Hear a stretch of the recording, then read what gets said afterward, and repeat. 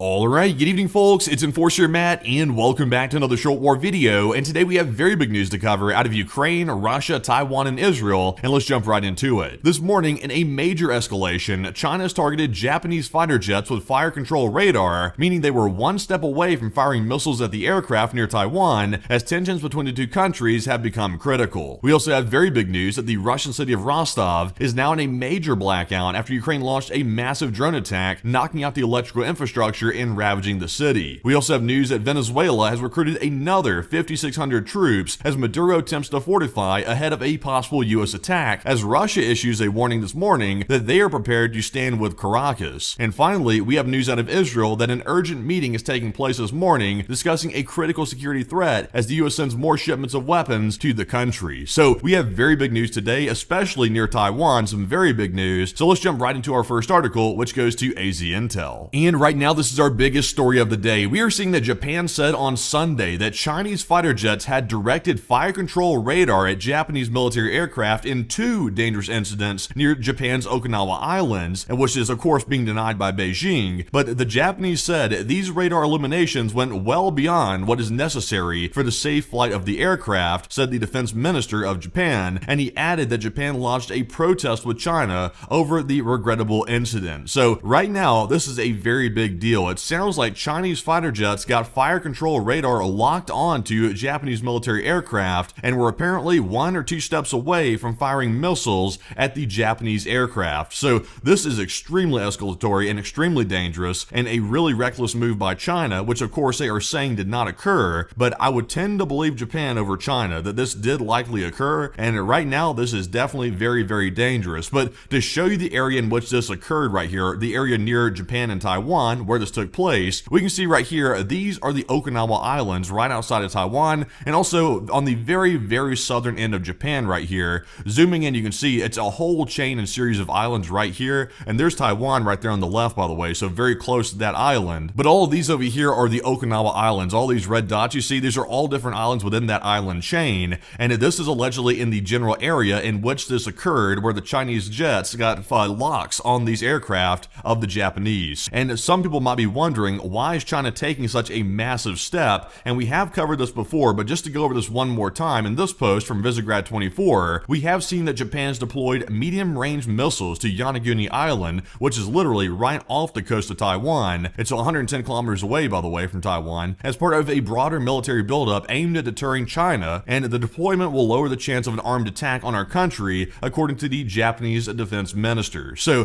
to show you, this is the location of Yonaguni Island right there on that dot at the very bottom right next to Taiwan. It is only 110 kilometers away from the island. So a very ballsy move by Japan to do that, but that is why we're seeing this morning this massive escalation. And also we've seen about a couple of days back that there were about 90 Chinese vessels lurking around the area, which is also believed to be some form of retaliation for this missile deployment on Yonaguni Island by the Japanese. So a very, very tense situation right now in that area, and China is getting very riled up about the entire situation, and Japan does not appear to be backing down either. So good on Japan, but it is getting very, very nasty right now, and this is something to watch because it could go very badly if there is a false move made by either country. But moving into our next post here, we have some different news on a different front. We have seen that the Russian city of Rostov has been ravaged last night and in the early morning hours, and it is bad. So let's take a look at our post from Null Reports. And also, we kind of covered this last night on our stream a little bit, but we got the aftermath this morning of exactly what occurred to the Russian cities during this massive Ukrainian drone attack, and we did see that Ukrainian drones attacked the power line towers in Russia's Rostov region, leaving hundreds without electricity, and locals reported multiple explosions. So we do have this one video from last night that we showed on stream showing one of the drones flying over, so let's take a look at it. It was a very fast moving Ukrainian drone, and it apparently struck the power lines inside of Rostov. So let's take a look.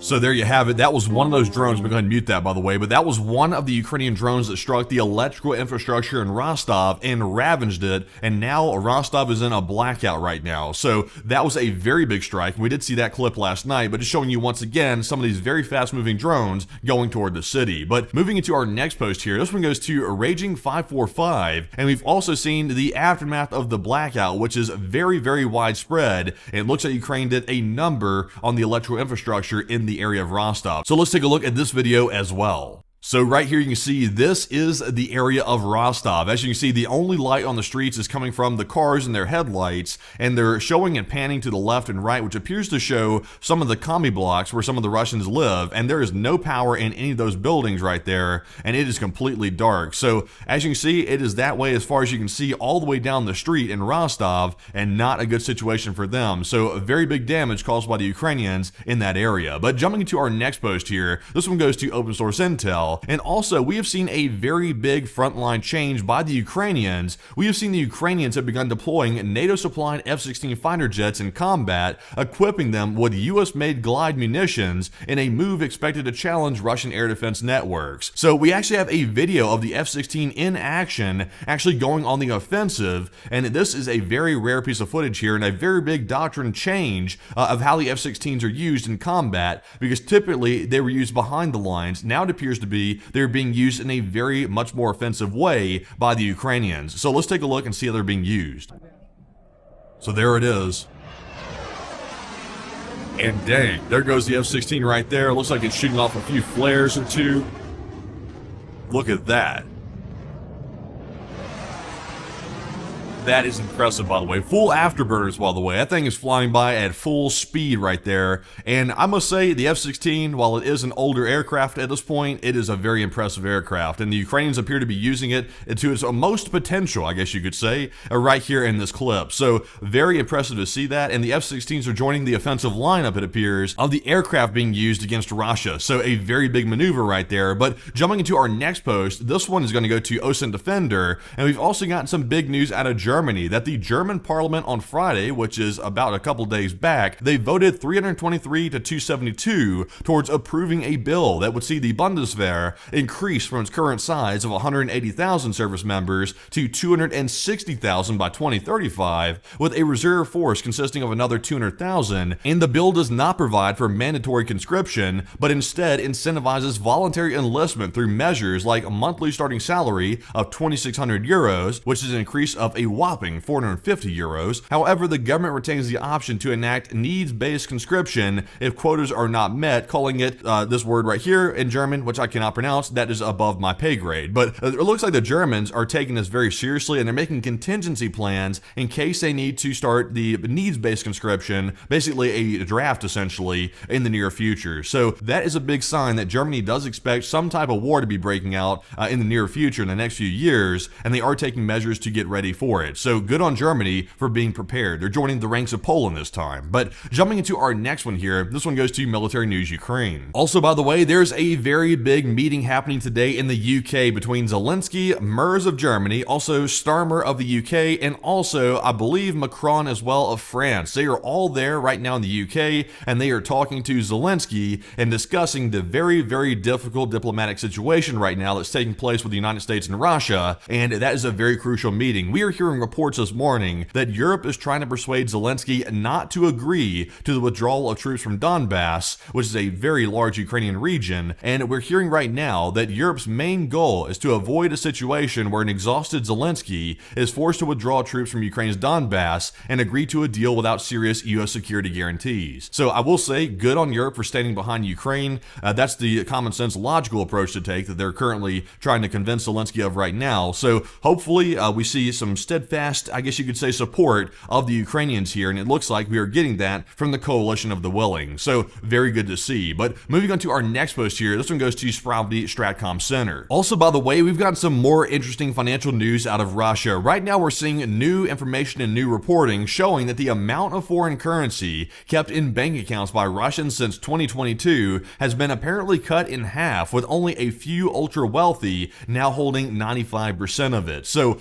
we're not told what foreign currency this is, but you can see here that overall, for pretty much all foreign currency deposits of Russia, that number has dropped a lot. Back in 2021, 2022, it was about 93% or so. Now it's down to about 40% in the most modern numbers, so it's been cut down quite a bit. And understandably, the Russians are trying to basically offload that foreign currency for whatever reason. I guess maybe they can't really travel to foreign countries. I'm not really sure, perhaps, but we can see here that they're offloading it for whatever reason. reason. So very interesting financial news right there out of Russia. But jumping into our next post, this one goes to Visegrad 24. Also, we've seen another war crime being committed, not shockingly, today by Russia. Russia struck a reservoir dam near Kharkiv, which is of course not permissible. That is a war crime. You can't just strike dams like that because of course that is affecting primarily civilians and not really the military. But a road runs across the dam connecting Kharkiv with the direction of Vovchansk and other areas where heavy fighting is currently taking place. And most likely a new stage of isolating the combat zone is beginning amidst the Russian media. So I guess they're trying to justify this as somehow being one of the main connector roads to the area of Kharkiv and Vovchansk. But of course, in my opinion, it seems like a war crime to me because the dam is something that affects the civilians a lot. And right now that has been struck. So Russia did hit that this morning. I'm not going to show the video of it. Just really just showing the dam in pieces here, but you can go see that on our Twitter page if you want to take a look. But moving into our next post, this one goes to Alexandria C4, and we have gotten some good news today that apparently Poland, which is a strong supporter of Ukraine, is getting a very large order here of 250 strikers for only $1, only $1. It's a Black Friday deal, as they call it, and it looks like they've gotten that very good deal from the United States. And also some people are going to say, wait a minute, why is the U.S. selling all these strikers, 250 of them, for only $1? That's basically like a ceremonial amount. It's really not significant. And why is that? That's because there is a real reason for it. The 250 vehicles are no longer needed by the U.S. land forces because there's been a withdrawal of a major U.S. brigade from southeastern Europe. So basically, they don't want to pay to bring these strikers back to the United States. So they said, let's just give them to Poland, basically. They can just have them for $1 to say we sold them to them. But as you can see here, Poland will be getting those. But actually, Poland is a little bit hesitant to accept the offer, believe it or not. They have to resolve some logistical issues, apparently, according to the Polish defense minister. So I'm pretty sure Poland will accept this, but there is some issues they're trying to iron out right now about how they're going to get these to Poland. So that is a thing as well. But as you can see, a very good deal right here on Black Friday. But jumping into our next post, this one goes to Null Reports. Also, we do have an update about the alleged Shadow Fleet tanker Kairos, which was damaged by a Ukrainian naval drone attack just off of the coast of Turkey a while back. It's now off of Bulgaria's coast, and Bulgarian authorities say a Turkish tug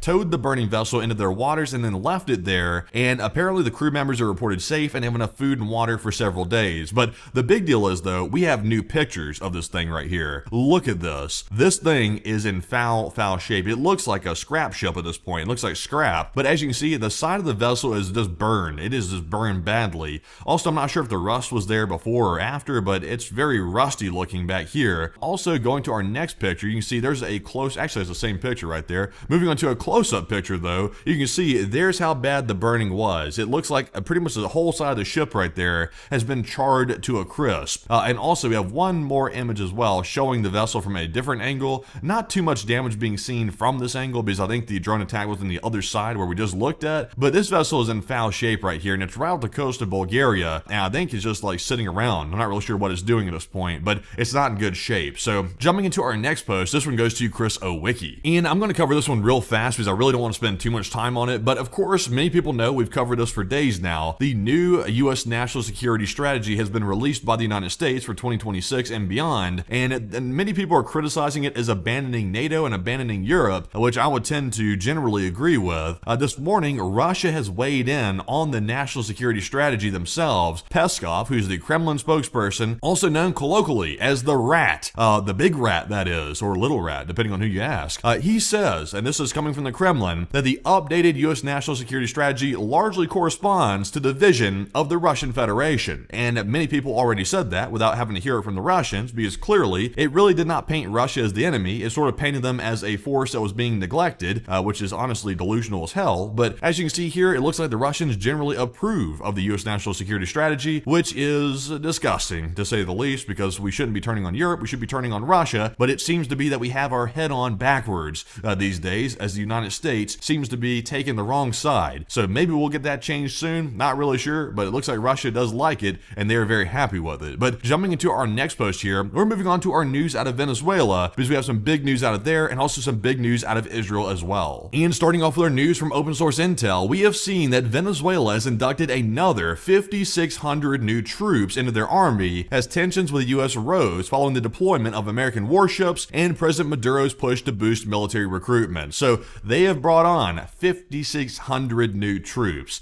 and you can only imagine how badly trained those 5,600 5,600 are. But it's just to show you, though, that Venezuela is still not backing down. They are still holding their ground for whatever that's worth, and the United States has still not conducted land strikes into Venezuela, nor have they conducted pretty much any military action outside of striking some random boats that are leaving the coast. So I don't know at this point what the U.S. is doing toward Venezuela. I don't think really anybody knows except for maybe the leadership. I'm not sure if they know either, but we'll find out maybe soon what is going to happen to Venezuela, but it looks like they are not simply going to surrender like the U.S. thought they might. So interesting with that. But we got even more news today about Venezuela, some very big news, this time involving Russia, that appears to be jumping into the mix. Because we have seen that the Russian Deputy Foreign Minister, Sergei, has said that Russia urges the United States to refrain from sliding toward a conflict with Venezuela. And here's the big one. It says Moscow stands with Caracas shoulder to shoulder. So it's a sort of a vague statement, but sort of also a very pointed one at the same time. I think this means right here that Russia is committed to defending Venezuela. I still don't believe that Russia will defend Venezuela on the ground necessarily, but I do believe very strongly that Russia will keep sending weapon shipments to Venezuela and essentially turn this into the United States version of the Ukraine war in our hemisphere of the world. So it appears to be that Moscow has a clear strategy with how they're going to support Caracas and Maduro, and right now that is not a good sign. We've also heard similar statements coming out of China, so once again that complicates things dramatically. The U.S. has waited extremely, way too late to conduct strikes on Venezuela because now it's given the enemies a chance to consolidate their overall stance on Venezuela, and now it appears to be that Moscow and Beijing are standing side by side with Caracas, so not good. But moving on to our next piece of news here, this one goes to open source intel yet again, and we've got some news out of Israel this time. It looks like the Middle East might be right around the corner, the heating right back up again, and we got a big piece of news right now out of Israel. Because we have heard that Netanyahu's planned testimony for tomorrow, which was actually today on Sunday, has been canceled after an urgent meeting was scheduled and something is brewing. So it seems to be, I'll be honest, every time it comes around to Netanyahu giving some type of testimony, it seems like something big is breaking out, but it could be coincidence, it could be maybe intentional, nobody's really sure. Maybe. Let me know down in the comments what you think. But as you can see right here though, it appears to be something very urgent has come up involving Israel's security. So something is likely brewing. We have seen over the last couple of days that the U.S. has sent more bunker buster munitions to Israel, which were previously used to strike Iran, and that could mean that something is right around the corner. So Israel once again on the radar. But jumping into our next post here, we've also got some more news about one of the chief enemies of Israel and what's going on with them. Because we have heard today that Hamas, which I can't say the whole name because YouTube might demonetize the video, but their chief negotiator, Khalil al-Hayya, announced Saturday that the group would hand over its weapons to a Palestinian authority if Israel ends its military occupation of the Strip. So I guess they're trying to negotiate. I thought we didn't negotiate with these groups right here, but apparently we do now.